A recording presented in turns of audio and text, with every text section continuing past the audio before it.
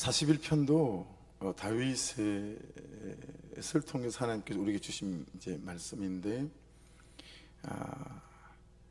다윗이 계속 지금 우리가 보아봤던 건 참회시였잖아요.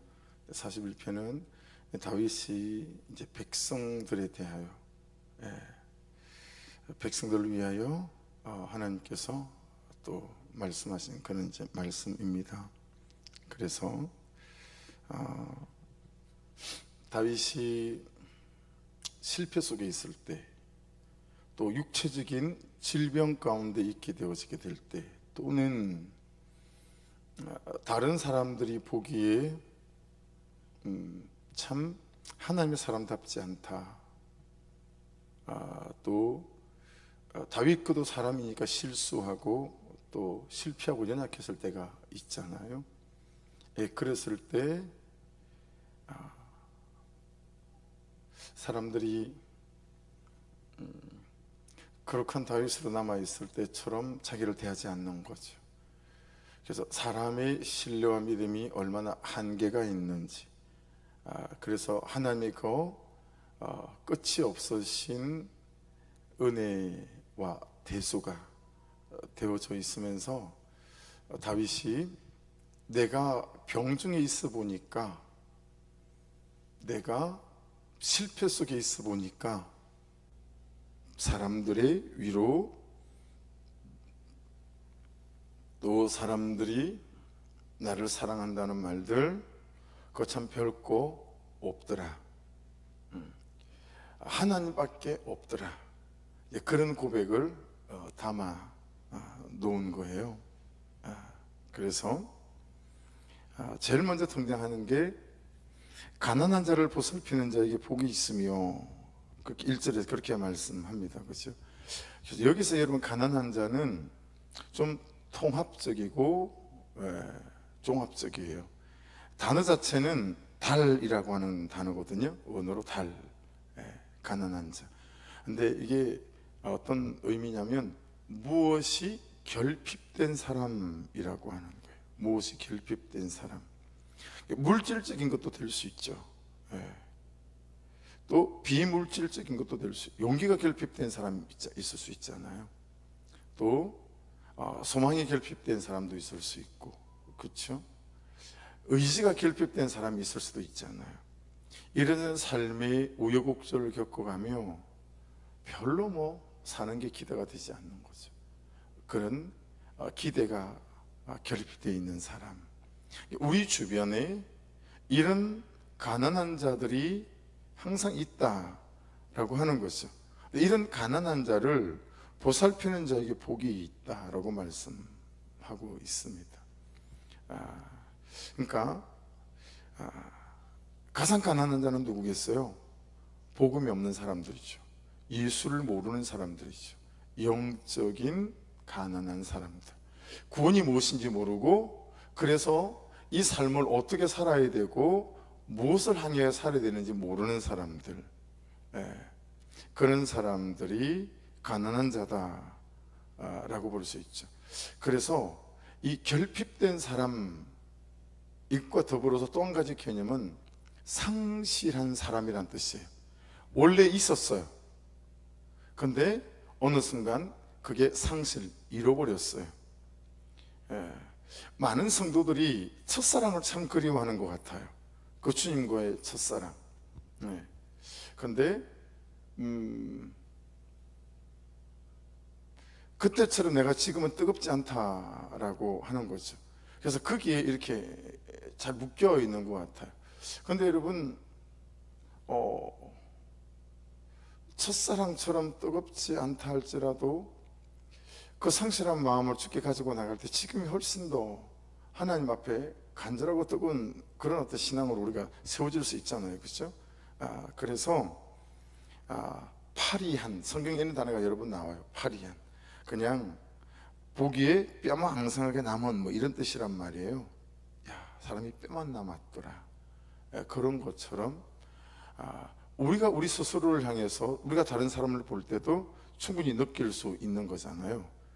이런 가난한 자를 보살피는 거니까, 여러분, 이게 간단치가 않아요. 쉽지 않아요. 대가 지불이 필요해요. 그렇잖아요. 그 사람의 감정이 온전치 않고 몸이 온전치 않고 마음이 온전치 않은 거예요. 그렇죠? 한마디 하면 가는 말은 고왔는데 오는 말이 곱지 않을 수 있죠. 내가 좋은 태도로 말한 거지만 그는 내 말을 곡해하고 오해하기 십상이죠. 왜냐하면 그가 벌써 마음이 굴절되어져 있고 감정이 굴절되어져 있기 때문에요. 왜냐하면 무엇이 결핍되어 있고 상실한 상태이니까. 예. 그래서 여기 나와 있는 이 복, 에셀이라고 하는 것은 의미가 그렇습니다. 첫째는 이게 하나님께 있는 복이에요. 두 번째는 하나님께서 주시는 복이에요. 세 번째는 하나님께로부터 오는 복입니다. 근데 보세요. 원리, 메커니즘이 있어요. 보세요. 나는 가난한 자를 보살펴요. 재정으로든 또는 어떤 진심으로든, 그렇죠? 죽 한 그릇을 끓여가지고 그를 대접하는 것이든, 그렇죠? 내가 가난한 자를 보살펴요. 그냥 그와 함께 차 한 잔을 마셔주며 그 사람의 얘기를 계속 듣는 거, 그의 필요를 보고 그의 필요를 이렇게 채워주는 거. 그런데 나는 가난한 자를 보살피는데 나를 보고, 이런 나를 보고 복은 누가 줍니까? 하나님께서 복을 주신다 라고 하는 거예요. 이게 원리라는 거예요. 메커니즘이라는 거예요. 그러니까 여러분, 가능하다면 내 주변에 참 쉽지 않아 보이는 사람, 이런 사람들이 사실은 복주머니죠. 하나님께 있는 복이 내게로 홀로 올 수 있는. 근데 네, 이게 참 쉽지 않은 것 같아요. 왜 쉽지 않냐면 여러분, 내가 100을 돕잖아요. 그러면 내가 어려울 때 그 사람도 101은 못 도와도 100은 못 도와도 80은 좀 돕겠지, 이런 마음이 있거든요. 근데 여러분, 사실은 내가 100을 도왔는데 그 사람은 1도 도우지 않는 경우가 사실은 세상에 되게 많아요. 그러니까 이게 우리에게 학습되어서요. 내가 그렇게 섬기고 했는데도 어때요? 자식들 키워보면, 부부간에 살아보면 어때요? 잘해줬던 기억, 좋은 기억은 하나도 기억 안 하고 내가 어느 날 한번 실수했던 것만 딱 기억하고 그것만 계속 얘기하잖아요. 그런 게 우리가 안에 학습되어지는 거예요. 그게 학습되어지니까 이제 계속해서 가난한 자를 보살피는 삶이 잘 안 되는 거죠. 그래서 여러분, 복 있는 사람이라고 할 때 하나님께서 복을 주셨어요. 그래서 복 있는 사람이 됐어요. 아샤르라고 하는 건데, 이건 똑바로 가거나 똑바로 걷는 사람, 이런 뜻이거든요. 그냥 말씀대로 올바로 사는 사람, 이런 의미를 갖고 있는 거겠죠. 그런데 이런 사람들의 특징은 뭐냐면 전적으로 하나님을 신뢰하는 사람이다라고 하는 거예요. 보세요. 그에게 100을 퍼부었어요. 돌아오는 건 1도 안 돌아와요. 근데 또 100을 퍼붓는 거예요. 옆에서 다른 사람이 쳐다볼 때는 참 미련한 사람이고 지혜가 없는 사람인 것처럼 보이나, 이 사람은 어떤 거예요? 전적으로 하나님을 신뢰하고 말씀을 신뢰하며 말씀이 말씀하신 대로 가난한 자를 돌보는 거죠. 주일날 이 말씀이 나눠질 텐데요, 우리가 붙잡는 두 가지 진리, 하나는 하나님 제 죄만 보고 가겠습니다. 두 번째, 하나님만 보고 가겠습니다. 그거잖아요. 가난한 자를 돌보는 사람들은 하나님만 보고 가는 거예요. 그가 나에게 어떤 것을 줄 수 없어요. 그가 나에게 어떤 것으로 보상해 줄 수 없어요. 그런 사람을 내가 섬기는 거예요. 그런데 그 섬기는 그 삶을 하나님께서 보시고 하나님께서 내게 은혜를 부으시고 복을 부으신다라고 하는 거죠. 여러분, 이걸 삶의 원리로 붙잡을 수 없느냐라고 하는 거예요. 거의 잘 교회 예배를 나오지 못하는 분들을 주중에 기도하고, 그는 여러분들과 식사 약속을 좀 잡았어요. 감사하게도 다 그냥 만나겠다고들 하셔서. 근데 한 분은 카톡을 보니까 뭐 사자 성어 8자 뭐 쭉 보는데 잘 모르겠어요. 근데 하나를 딱 보니까 알겠어요. 맹자에 나오는 거예요. 그리고 찾아보니까 이제 전부 다 맹자에 나오는 내용들이에요. 다 비즈니스에 또는 대인관계의 처세술에 아주 좋아 보이는 그런 글귀들인 거죠. 한문을 다 찾아서 이제 보니까 말이에요. 그래서 제가 요즘 맹자 공부 하시나 봐요. 이렇게 보냈거든요. 여러분, 저하고 여러분이 하나님을 신뢰하고 말씀을 신뢰해서 정말 저 사람과 현실은 나에게 아무것도 줄 수 없을 것 같지만 내가 하나님만 바라보고 가겠습니다라는 중심으로 그 말씀대로 가난한 자를 돌볼 수 있는 은혜가 있기를 주의 이름으로 축복합니다. 사람에게 보상을 기대하지 않는 거죠. 나는 하나님 바라보고 가는 거죠. 그분을 신뢰하고 하나님, 저 하나님을 보고 갑니다. 근데 이게 잘 꺾이죠.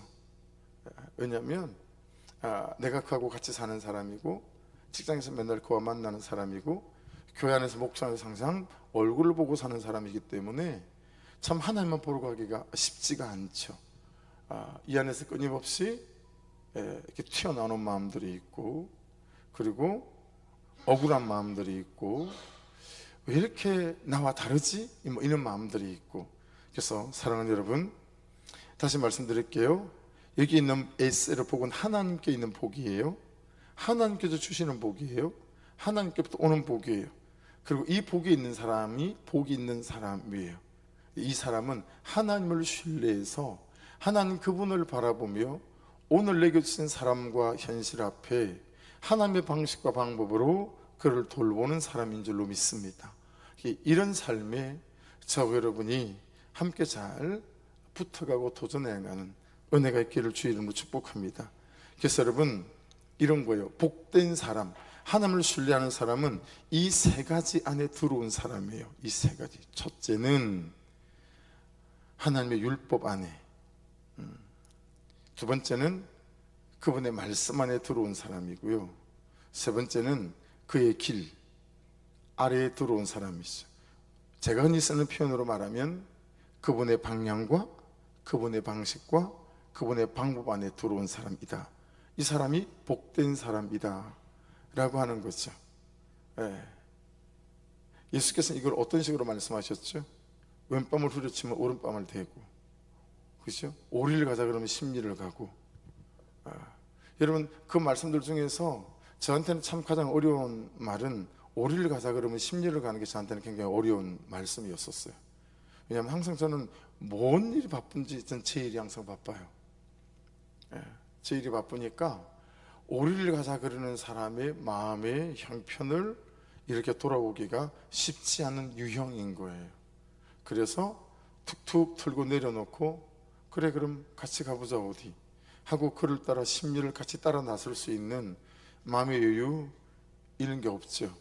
그런 건 불필요하다라고 생각하는 사람이니, 여러분, 하나님께로부터 저에게 부어질 많은 복을 제 스스로 걷어차며 살았던 삶일 수 있다 라고 하는 것이니까요, 우리 주변에 처처에 하나님께로부터 오는 복의 통로가 항상 열려 있구나 라는 걸 생각하시면, 지금 당장 여러분 주변의 가정 안에서 복주머니를 들고 있는 사람이 어떤 사람인지 알 수 있을 만한 부분이 될 수 있겠죠, 그죠?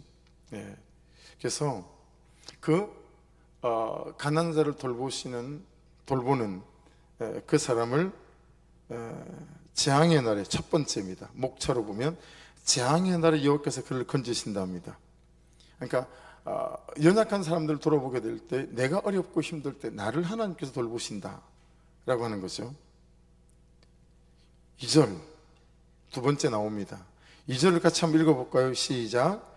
여호와께서 그를 지키사 살게 하신대요. 이게 두 번째예요. 세 번째 뭐예요? 그가 이 세상에서 복을 받을 것이고, 네 번째는요, 주여 그를 그 원수들의 뜻에 맡기지 마소서. 원수들의 뜻에 맡기지 않는다. 다섯 번째는 3절에 가보세요. 여호와께서 그를 병상에서 붙드시고. 여러분, 우리의 질병들 안에서도 가난한 자를 평소에 돌보던 사람을 하나님께서 책임지신다라는 것이죠. 여섯 번째는 뭐예요? 그가 누워있을 때마다, 저는 때마다 여기에 밑줄이 쳐졌어요. 때마다 그가 누워있을 때마다 그의 병을 고쳐주시나이다, 그렇게 말씀합니다. 여러분, 그의 병을 고쳐주시나이다. 여러분, 이런 말씀 믿습니까? 어떠세요? 여러분은 어디까지 하나님을 믿으시고 어디까지 말씀을 믿습니까? 그러니까 여러분, 저는 제 몸을 의사가 고쳐준 것보다 그냥 주님께 제 기도를 통해서 고침받은 법이 훨씬 더 많다라고 감히 말씀드릴 수가 있을 것 같아요. 어디가 아프면 어떤 때는 3일 4일 동안도 병원 생각밖에 안 하고 약 생각밖에 안 하죠. 그리고 여러분, 이만큼 이제 좀 살아보니까요, 저는 계속 애들이 어릴 때부터 1살 2살 때부터 걔들 따라 다니다가 애들이 다니는 소아과를, 지금까지는 소아과를 다니거든요. 그 원장님이 저를 뭐 수십 년 본 거죠, 제 몸을. 가면 저를 제일 잘 알아요. 저한테 제일 잘 맞는 약을 딱 줘요. 뭐 감기 몸살이다, 뭐 어디에 부었다, 열이 난다, 뭐 이러면. 그래서 여러분, 그냥 그 약 한 참 먹으면 하루 이상을 3일치를 지어둬도 먹을 때가 좀 드문 것 같아요. 그냥 하루 정도 먹고 나면 어지간한 것들은 그냥 괜찮아지는 것 같아요. 네. 그러니까 한 3일 4일쯤 가다가 그때서야 참, 내가 손을 얹고 기도하지 않았네, 이런 때도 있어요. 바로 아플 때 손을 얹고 기도하는 게 아니라 그냥 약 생각밖에 안 들고 병원 생각밖에 안 드는 거죠. 그러다가 근데 그냥 그 육체 위에 주의 이름으로 손을 얹고 기도할 때마다 하나님께서 그 몸 가운데 일하시고 역사하시는 것들이 있더라라고 하는 거죠. 달고 살고 그러지 않는 지병들도 있을 수 있지만, 그렇죠? 그러니까 여러분, 우리는 말씀을 어디까지 믿는가 한번 생각해 보셔야 됩니다. 오늘 말씀에서는 나는 말씀을 진짜 믿나? 정말 믿나? 아니, 믿으면 어디까지 믿지? 어느 선까지는 믿고 어느 선부터는 내 상식과 내 견해와 내 경험 안에서 내가 살아가는 거죠. 그러니 믿음에 대한 부분이니까 히브리서 11장 말씀이 우리가 다시 돌아볼 수밖에 없겠죠. 1절은 그렇게 시작하잖아요. 믿음은 바라는 것들의 실상이요, 그리고 보지 않는 것들의 증거니라고 말씀하죠. 여러분, 보이지 않는 것들의 증거다라는 말은, 이 말씀은 보세요. 가난한 자를 말씀대로 설명을 하면 가난한 자예요. 딱 보니까 벌써 그냥 계산이 나와요. 그냥 정말 그를 온전히 좀 돌봐야 될 것 같고, 그를 돌본다고 해서 나한테 돌아오는 건 하나도 없을 것 같고, 이런 거죠. 보이지 않았는데 말씀대로 믿고 순종했더니, 말씀대로 믿었더니 말씀대로 된 거예요. 그 말씀대로 된 것이 보이지 않는 것을 믿은 그 믿음이 무엇인지를 보여주는 증거가 된다라고 하는 거죠. 그래서 6절은 이렇게 말씀합니다. 믿음이 없이는 하나님을 기쁘시게 하지 못하나니 하나님께 나아가는 자는 반드시 그가 계신 것과 그를 찾는 자들에게 상 주시심을 믿어야 할지니라, 그렇게 말씀하고 있습니다. 여러분, 우리는 말씀을 믿는 믿음을 너무 쉽게 보는 경향이 있지 않는가? 하나님께서 우리에게 주신 나의 믿음도 너무 사소하게 여기고 있는 것은 아닐까? 여러분에게 주시고 저에게 주신, 우리에게 주신 믿음을 우리가 너무 사소하게 생각하고 있는 것 아닐까? 너무 쉽게 생각하고 있는 것 아닐까? 라고 하는 거죠. 왜냐하면 믿음이 없이는 하나님을 기쁘시게, 무슨 말? 믿음이 있으면 하나님을 기쁘시게 한다는 얘기잖아요. 그렇죠? 그리고 하나님께 나아가는 자는 반드시 그가 계신 것과 또 그를 찾는 자들에게 상 주신다 라고 하는 거, 응답을 주시고 대답하신다 라는 걸 믿어야 된다라고 말씀하고 있습니다. 그렇죠? 그래서 여러분, 저에게 여러분에게 주신 믿음을 사소하게 여기지 않기를 주의 이름으로 축복합니다. 사소하게 여기니까 어때요? 여러분, 호주머니 속에 10원짜리 동전이 하나 들어가 있다 그러면 그 쓸 일이 없잖아요. 10원짜리 동전을 어디다 쓰겠어요? 근데 우리의 믿음이 10원짜리 동전 같은 거예요. 이 믿음을 갖다 쓸 데가 없어요.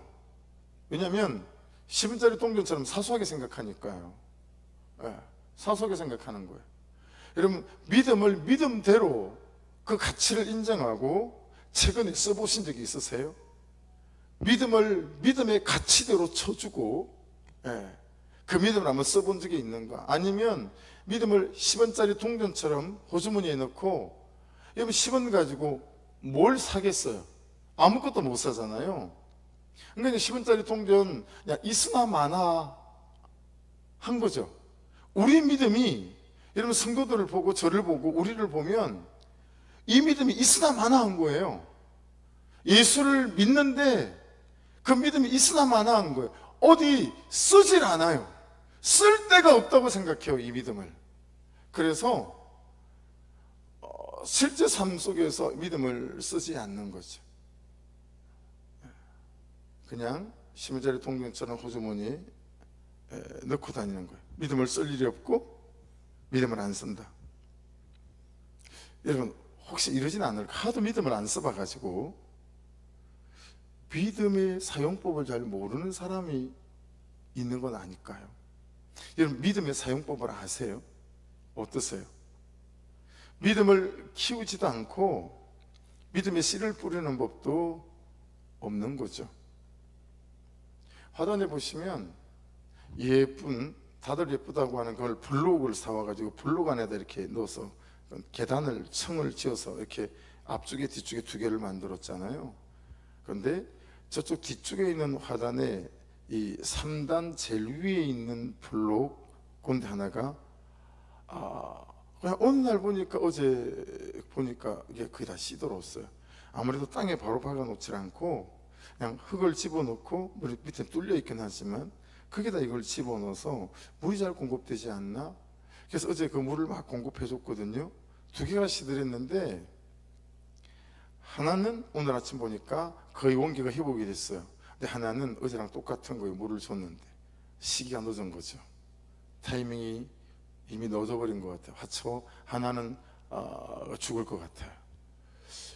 여러분, 더 늦기 전에 우리의 믿음에 물을 주고, 그리고 믿음을 써보고 믿음을 사용하는, 여러분, 그런 시도와 도전과 은혜가 있기를 주의 이름으로 축복합니다. 제가 지나치게 생각한 것 같은지는 모르겠으나 전 많은 성도들이 교회 안에 믿음의 사용법을 잘 모르는 것 같다. 자기 계획과 자기 방식은 사용하는 방법을 잘 알고 있지만 믿음을 어떻게 쓰는 건지 믿음에 대한 사용 설명서가 필요한 분들이 굉장히 많다라는 생각을 하게 되어집니다. 그래서 세상에 이만한 것이 없으니 하나님이 우리에게 주신 믿음이다라는 거죠. 세상에 이만한 게 없어요. 그게 믿음이다라고 하는 거죠. 이번에 그 캐리비안 베이 다음 세대 아이들 데리고 갔을 때 점심을 전도사님이 신박한 걸 갖고 오셨어요. 이 군대에서, 요즘 군대에서, 저희 때는 이런 게 없었어요. 요즘 군대에서 전투 식량으로 먹는 게 있어요. 뭐 모든 밥이 다 돼요. 근데 지금 이제 그걸 일반인들한테 만들어내는 건 조금 더 한 단계가 복잡하던데, 우리 어머니들은 보지도 못한 것들이에요. 그냥 라면 봉지 같은 건데요, 거기에 그냥 집어넣고 찬물을 탁 붓잖아요. 그럼 그게 봉다리에서 막 끓어요. 10분만 딱 있으면 뽀글뽀글뽀글 막 끓어요. 그래가지고 먹는데 너무 맛있어요. 그래서 교회 와서도 남은 걸 제가 2봉지인가 3봉지인가 한 3일에 한 번씩 그 맛이 생각나가지고 먹었던 것 같아요. 그냥 가지고 다니면 되는 거예요. 그리고 찬물만 부으면 되었어요. 어디서든지. 여러분, 저는 믿음을 써보지 못해서 믿음을 본 적이 없는 사람들이 많다고 생각합니다. 세상에. 교회 안에서 예수님을 믿는데 믿음이 어떤 모양인지, 믿음이 어떤 색깔인지 저는 경험해보지 못한 분들이 되게 많다라고 생각해요. 백두산 올라가 보셨어요?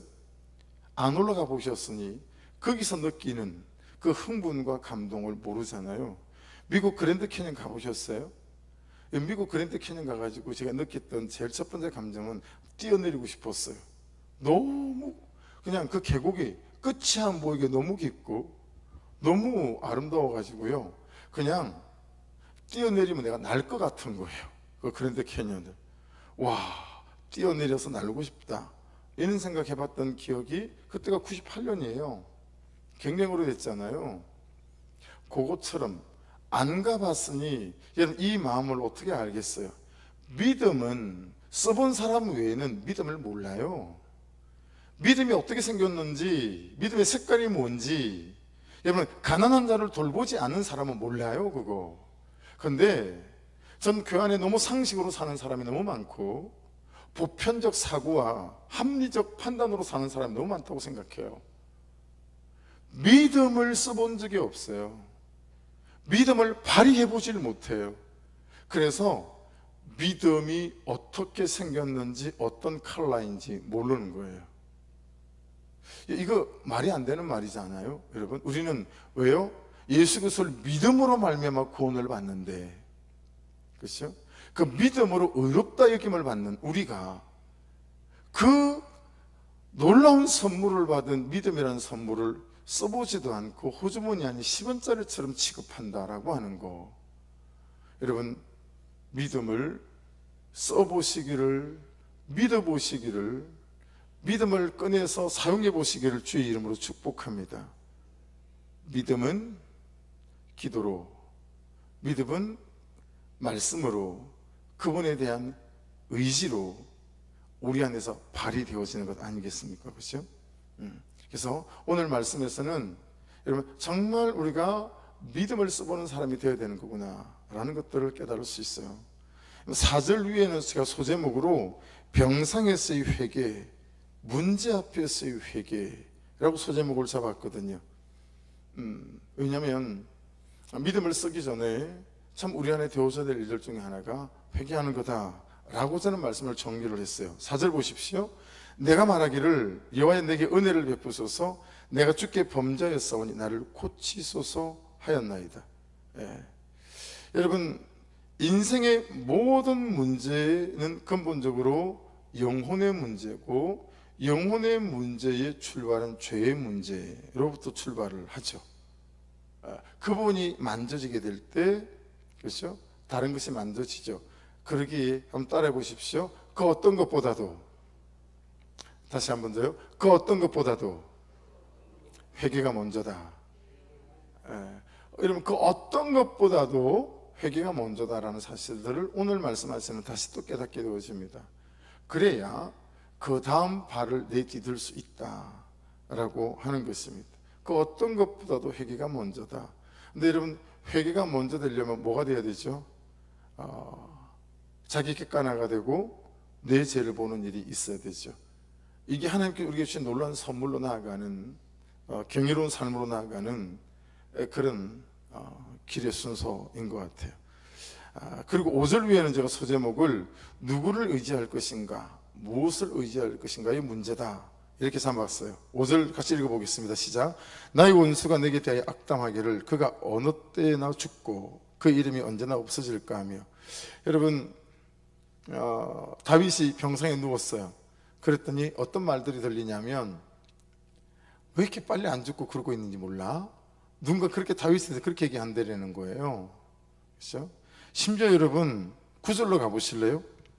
내가 신뢰하여 내 떡을 나눠 먹던 나의 가까운 친구도 나를 대적하여 그의 발꿈치를 들었나이다. 여러분 떡을 나눠 먹던, 여기에 이시 실롬이라는 단어는 가장 가까운 친구예요. 가장 가까운 친구.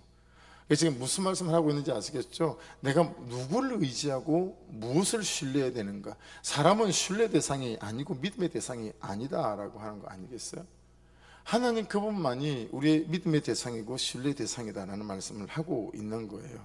그렇죠? 이 발꿈치를 들었나이다, 가장 가까운 친구가. 이게 무슨 의미냐면, 여러분 왜 짐승이 소든 말이든 맨날 풀 뜯어서 또 죽 써서 그렇게 먹이고 하는데, 여러분 가끔 시골에서 그런 사고 있어요.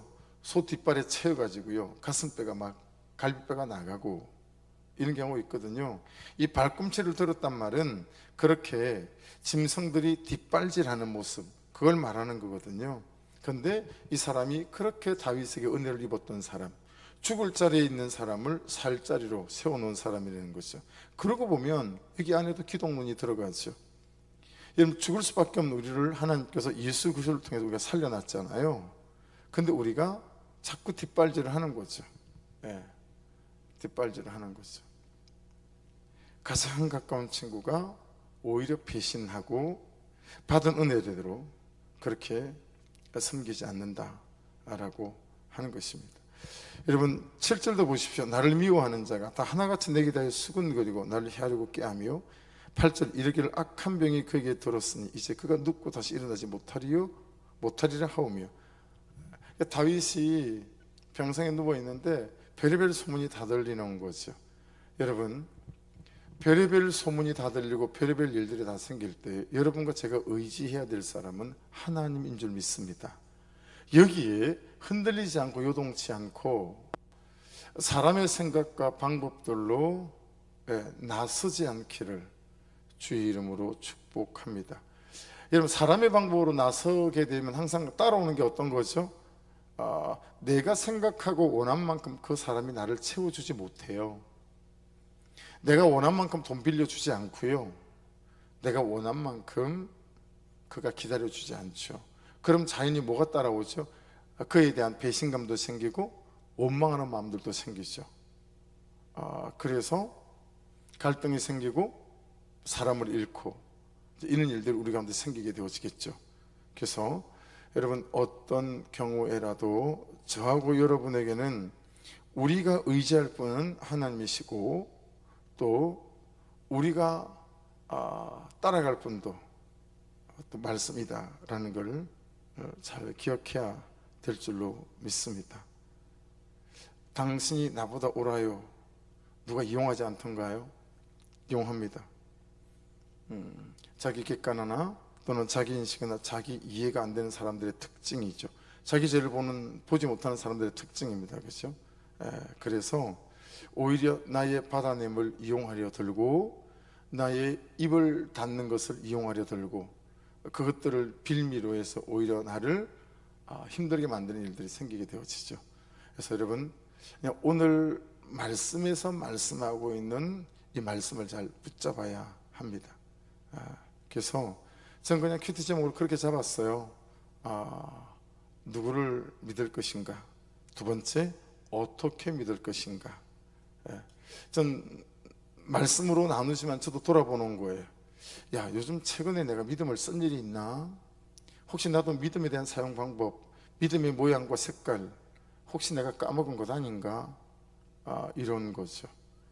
여러분, 혹시 여러분들이 정말 믿음을 10원짜리 동전처럼 여기고 있지는 않은지, 아니면 믿음이 가장 익숙한 거예요. 여러분 집에 가면 가장 익숙한 부엌칼 있죠. 아니면 가장 익숙한 가위 있죠. 잔디를 자르는데 가위가 안 들어가지고 오늘 간사님이 색을 2개 사와서 간디 잘랐거든요. 그런 거. 여러분, 믿음이 다윗 손에 들린 물맷돌 같아야 되는 거거든요.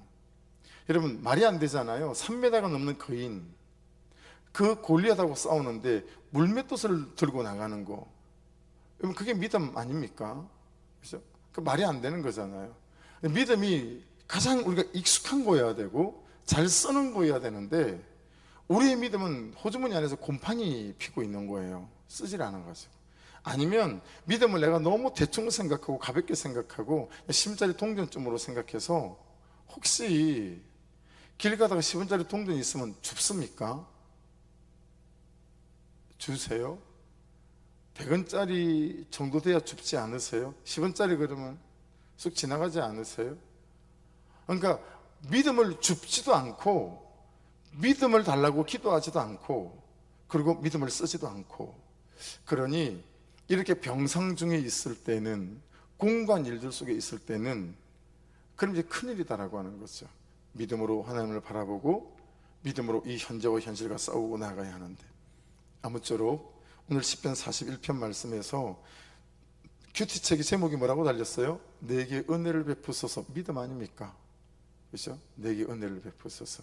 여러분, 모든 삶의 정황 가운데서 믿음을 구하고 믿음을 쓸 수 있고, 믿음으로 이 현재와 현실 속에 잘 서 있어서 가난한 자를 베풀고 연약한 자에게 베푸는, 왜냐하면 하나님을 바라봄으로, 하나님만 보고 가요. 이걸 통해서 6개나 되게 하나님께서 내가 너를 책임지겠다 하셨으니, 이런 믿음으로 살아가는 은혜 때가 되시기를 주의 이름으로 축복합니다. 기도하겠습니다.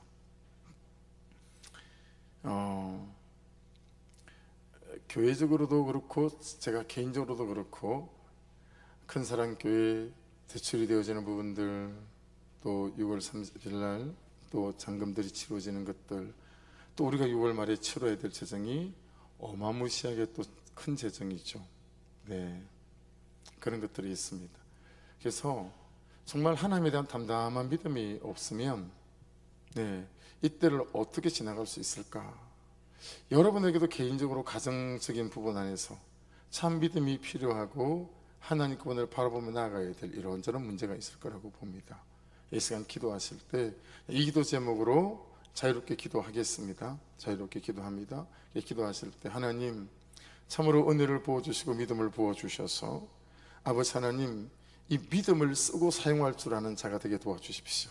믿음을 구하고 믿음을 바라는 인생이 될 수 있도록 이 밤에 은혜를 부어 주시옵소서. 여러분, 좀 긴 호흡으로 깊이 하나님 그분께 은혜를 구하고 믿음을 구하는 이 밤 되어지기를 주의 이름으로 축복합니다. 우리 주여 한번 부르고 같이 기도드리겠습니다. 주여, 아버지 감사합니다. 오셔서 말씀하시고 오셔서